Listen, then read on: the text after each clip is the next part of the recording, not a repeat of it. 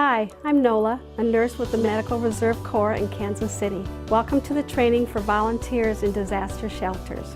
This episode is about using a patient lift. A patient lifter is used to transfer individuals who are unable to assist from a bed to a chair and back to bed. This is the lifter used for this demonstration. At the top is the arm that supports the cradle. The sling will loop onto this cradle. This is called the hydraulic pump and will allow you to elevate the individual. The valve located at the bottom of the pump needs to be turned to the right or clockwise in order to create a seal. Once you have turned it to the right, take the handle and pump up and down to raise the cradle. When you are ready to lower the cradle, simply turn the valve to the left or counterclockwise. This needs to be done slowly so that it does not drop too quickly. The base of the lifter is designed to allow you to spread the legs of the lifter by turning the handle on the base. This is important to provide stability and keep the lifter from tipping. This is the sling that will be placed under the individual and then attached to the cradle. Note that there are 3 color-coded loops on the flaps. Be sure to note the colors when you are using it on the individual. Explain to the individual that you are going to get them up to a chair. Roll the individual onto their side facing away from you. Place the sling folded lengthwise halfway under the individual so the cutout is just above the tailbone. Place the long tail stretching out towards the knees. Roll the individual back towards you.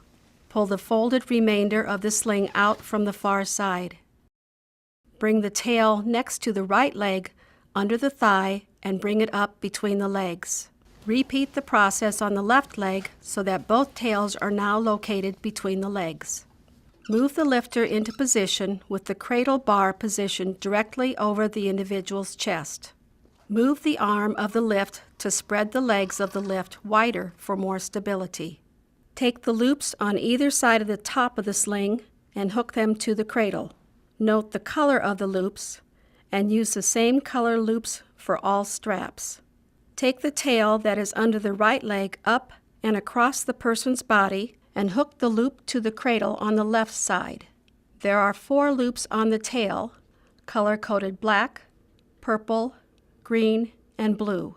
Make a note of which color you are using to hook to the cradle. Take the tail from the left leg and cross it over and hook the loop to the right side of the cradle.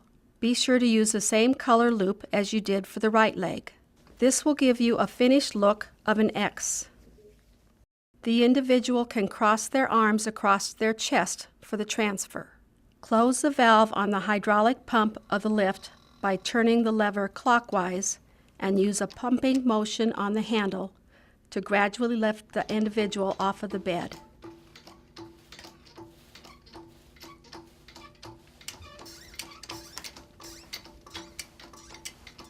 Once the individual is totally suspended, carefully back the lift out and roll it toward the chair. The chair should fit between the legs of the lift.